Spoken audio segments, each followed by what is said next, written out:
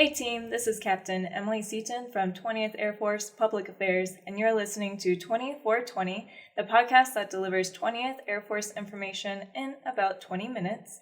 We know there are a lot of questions surrounding the missile community cancer study, so our hope is that this series can help answer those questions and build a better understanding of the situation. In this first episode, Major General Mike Lutton and Colonel Tory Woodard from Air Force School of Aerospace Medicine discuss the design of the study, what the process looks like, what they're testing for, and what exactly are PCBs. There's a lot of information in this episode, so let's dive in. Hello team, I'm Major General Mike Lutton, Commander 20th Air Force.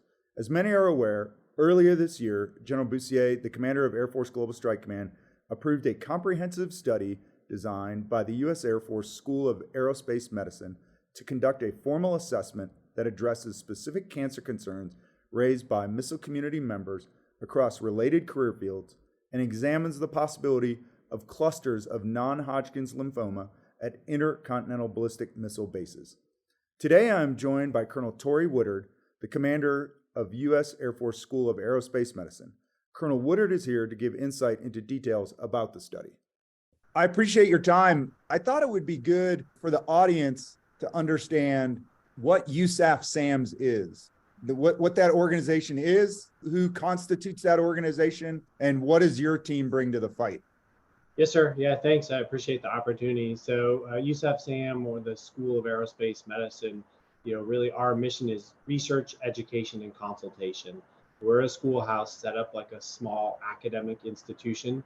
We've got a dean, academic affairs, and we are the primary schoolhouse for bioenvironmental engineering, public health, aerospace medicine, including all flight surgeons, all flight nurses, all aeromedical evacuation teams. And we do also aerospace physiology training here at USAF SAM, the initial officer and enlisted as well, as part of AETC support. But we're really a schoolhouse, but we're more than that because we have the synergistic ability in that we have the world consultants and some specialty labs here. So those laboratory personnel are also our instructors, they're also our consultants. So when you hear about the epidemiologic consult service that is doing this study from within our public health department, that's a team of experts, of national experts that commonly works with CDC and other organizations to do things like flu and track diseases. And so we have expertise in these things.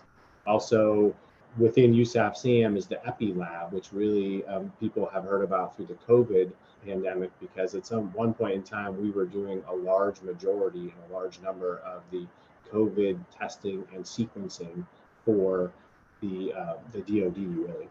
So it's really, primarily a schoolhouse, but also the consultant side. And from your discussion, it sounds like it has global reach, right? You can reach out to a number of constituents in the medical or bioenvironmental community to support your effort. That's correct. We are sort of the reach backs consultant cell for, worldwide for any bases. We also work with DHA or DOD. We also work with other external agencies like the CDC. We also, as part of our training and other parts of aerospace medicine and operational medicine, we work with NASA, we work with the FAA. So we work with a lot of external partners, as well as academic institutions. Some people know that we also control the C-STARS sites like Baltimore Shock Trauma and other sites where we do trauma training around the U.S., where we embed our providers with civilian entities to try and get the ultimate training so we're ready to do the mission wherever that is. And USAF SAMS is central to the cancer study, correct? Yes, sir. So we are the primary go-to. And our customer right now is Air Force Global Strike Command, but we have many partners and stakeholders in that, including 20th Air Force, including the SG's office, DHA or Defense Health Agency, but really we are the primary. And there's really just two main efforts that we're working on: the epidemiologic study to try and find out what's the real answer to what are the cancer rates out there in the missileers and the associated career fields, and that work with them. And then also the other effort is this large environmental and occupational hazard sampling. Can you talk the audience through how you design a study like that? And what is the real expertise that's required to design a study that's both comprehensive and credible? The first thing that we do is go through and figure out, what do we know? What's the current state of the science that we have now? So when we initially got these concerns that were brought up earlier in this year, we started to look at, what are the rates? What do we know? What is the information that we have? And so that team would include public health experts, it would include bioenvironmental, it would include researchers, epidemiologists, and then we work and we can pull data from multiple sources. So once we figure out what is the extent of the science that we know now and what gaps do we need to fill, and then we would move out on that to try and determine, again, it sort of depends if you're asking about the epidemiologic study or the environmental study, but that's more the epidemiologic. Environmental would be similar. What's the state of the science? What do we know? What are the risks or the hazards that we know about? And then we would set up a site visit or a shop visit like we might normally do at any other occupational shop, find out and take a look around and say, okay, what are the hazards potential and what are some unknowns, and how do we test and look at that to fill gaps in our knowledge?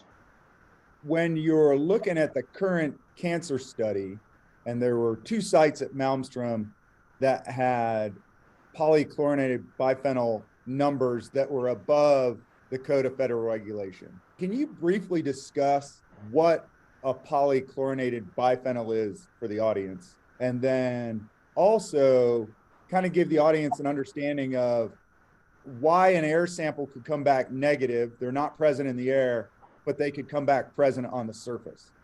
Sure. Yeah, polychlorinated biphenyls, or PCBs, much easier to say it that way, are a compound that have produced many years ago, early in the century, used in many industrial and occupational settings because of their uniqueness and because of their ability to absorb heat. So they were used in many electronic components, such as fluorescent lighting and a lot of radios and capacitors and things that we would use in a military setting. So they were commonly used, especially in the probably 50s, 60s, 70s, in a lot of our electronic equipment. They were banned in the US in the 1970s, in the late 1970s, from production and use, and we've slowly been trying to remove them, but they are persistent. They commonly are there as kind of an oily substance with kind of a light color, maybe a brownish or light yellow color, and they're very persistent in the environment. They get in and they stay around a while, and so they are sort of ubiquitous in the environment, as it were. They get into lakes and streams and rivers, and they're in our food to a certain degree. There are limits within the FDA and other regulations of what can be in food products and food, like food wrappers and things like that. The most common cause where people will be exposed to PCBs is actually in the food chain, similar to mercury, how it gets absorbed into fish. So it gets into the lakes or rivers, and then the fish feed on the bottom, the elements on the bottom of the lakes, and then it gets absorbed in those fish, and then we eat the fish. So the most common way that the general public will be exposed would be through their diet, and usually eating fish and things like that. And commonly, some states or territories will have warnings on eating fish in certain lakes if there's a high level in there. The question, our exposure in the missile air community is, where are they coming from? Usually it's from a leak in an older component, as they either get hot or they leak and then it gets on the surface. These compounds, the one we use in our electronics, are very thick and very heavy, so meaning that they don't volatilize or become airborne easily. So they don't evaporate quickly and become airborne. They stay on the surface because they're this thick, oily substance. So that is why we would have a negative air test, which is what we want. And that is often more concerning to us as occupational medicine world, is if they're airborne PCBs, because they will get ingested and absorbed. But if they're on the surface, we may see them from old leaks, and then someone touches it unknowingly and then spreads it to a different area. And so that's how we believe they're in our work centers there. And many of our components in those racks of equipment had known PCB containing components in the past. Thank you. And that is a very comprehensive explanation and greatly appreciated. So we talked about the PCB findings in the swipes, but the air sampling was fairly extensive. Can you speak to the air sampling, the number of samples, the duration that the air was sampled for? Yes, so we did 2 air samples, and I'll speak specifically at Malmstrom. So because Malmstrom, the construction, as we know, is a little bit different than the other sites. So we did one air sample down within the LCC and then one air sample within the topside, the support building. Those air samples are really run on an 8-hour. We have a pump that just basically sucks air, and it sucks the air and runs it across a little filter medium, and then we take that out and then we send that out to be analyzed. So we use an 8-hour air sample where the team goes down and checks every once in a while on that and runs it. So a pretty comprehensive time period for that. And you talk about comprehensive time period, but the sampling was also comprehensive in that each one of the launch control centers and missile alert facilities was sampled. That's correct. So a total of the 15 MAFs and LCCs, they each had the 2 samples done. So one in the LCC and one in the top side. So 30 air samples were taken total, along with 300 swipe samples for the surface contaminant. So the 20 swipes were taken across the LCCs for the PCB swipe samples. We did that at areas of known previous installation of a PCB containing component, as well as common touch areas within the LCC to look for any cross contamination across where our workers may be commonly accessing items or touching items.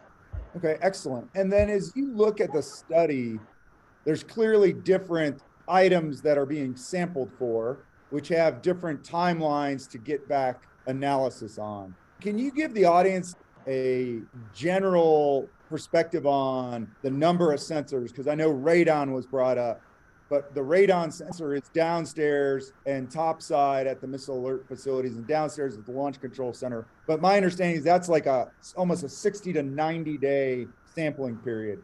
So can you talk about the different sensors and the durations that those sensors are going to be out there?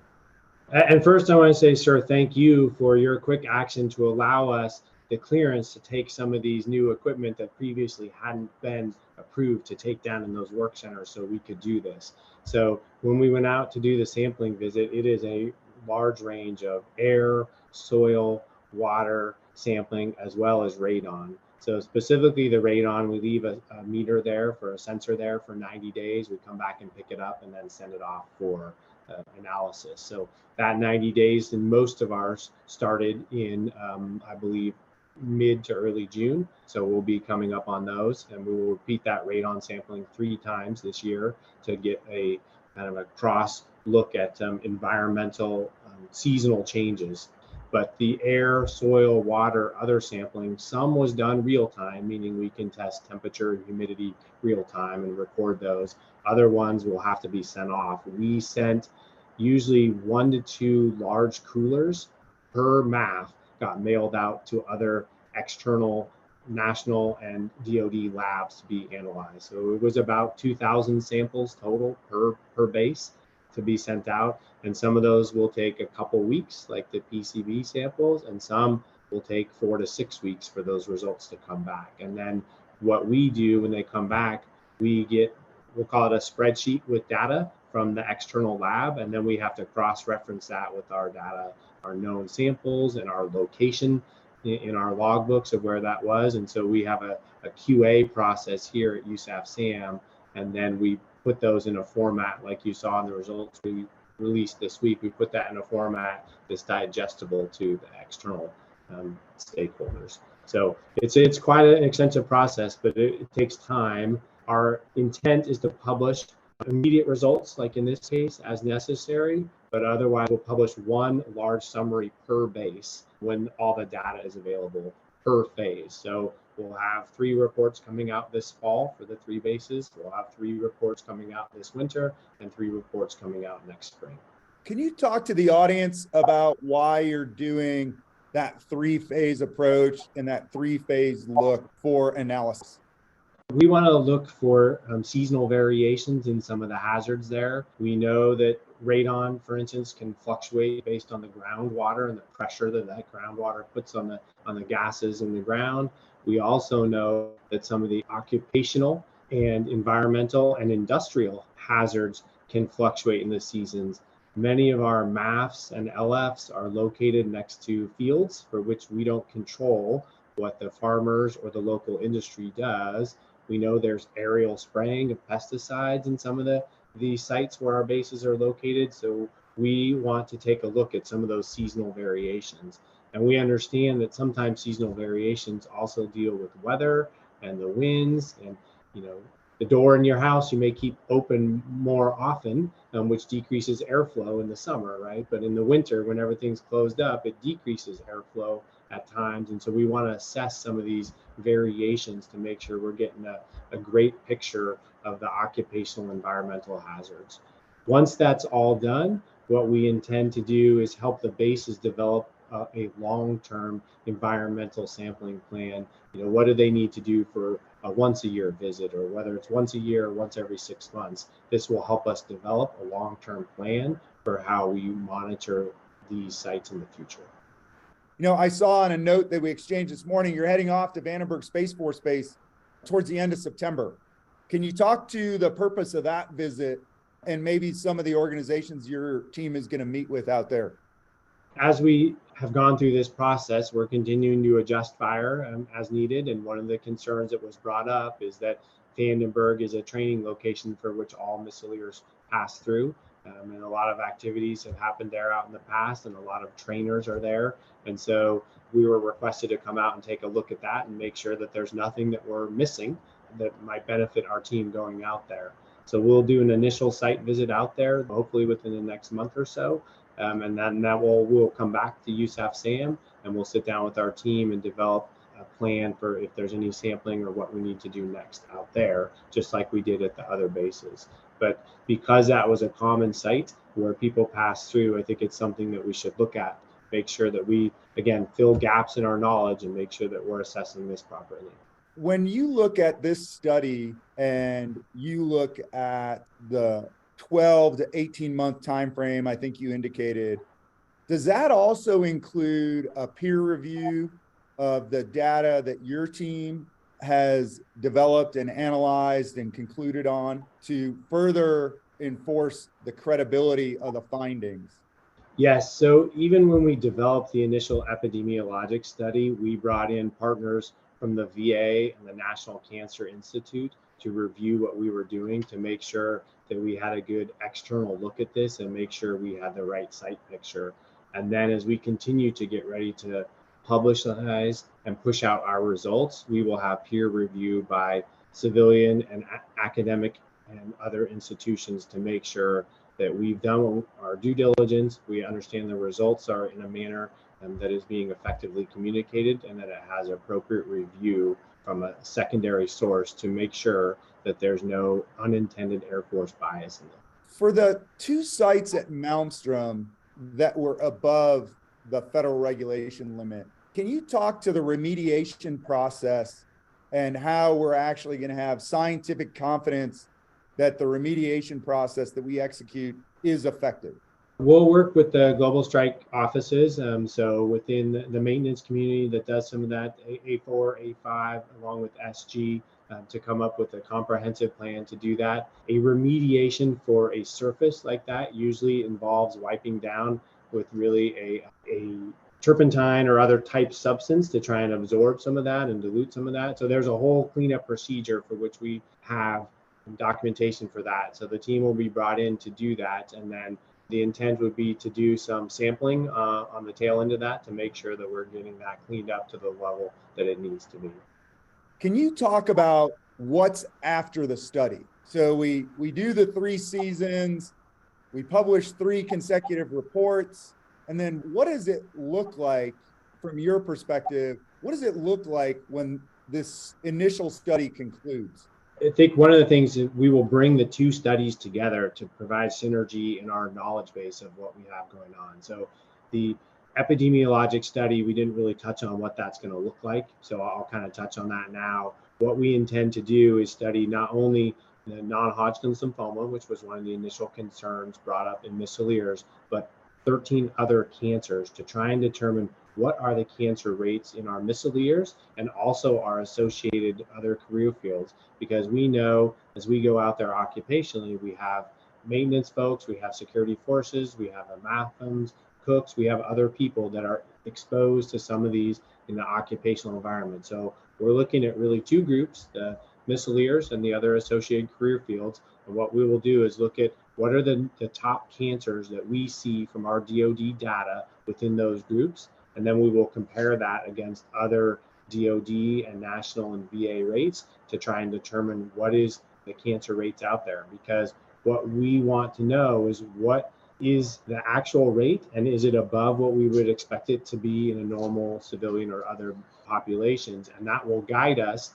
And then if we have the environmental hazard assessment, we can merge those together and say, okay, we have these, potentially increased cancer rates, whether it's non-Hodgkin's or thyroid cancers or others that we're looking at. But we really have to have that good data to be able to pull those together to be able to make an accurate assessment. And then that will help us drive future actions. And those actions may include discussing with the VA about what we found so that people can get appropriate compensation in the future if this is determined to be an elevated risk, and also to help inform our future occupational, environmental, and other hazard assessment. And I think also what we're hoping is this is something that we could push forward as we develop Sentinel, so that we can use this data to help us assure that the new weapon system that comes online is appropriately mitigated. I appreciate that, especially the part about what we can do right now, and then how this is going to inform future operations and activity as we modernize our force and defend the nation. I know everyone in Global Strike Command appreciates your team's hard work and the leadership and the technical expertise required to execute this study.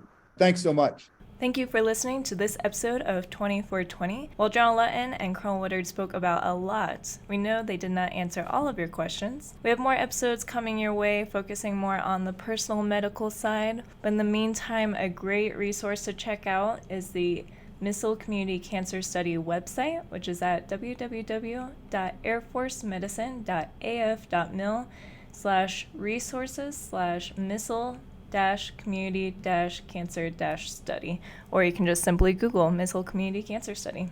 This website has the most up-to-date information about the cancer study, as well as places to ask questions and find answers. I encourage everyone, go check it out. See you next time.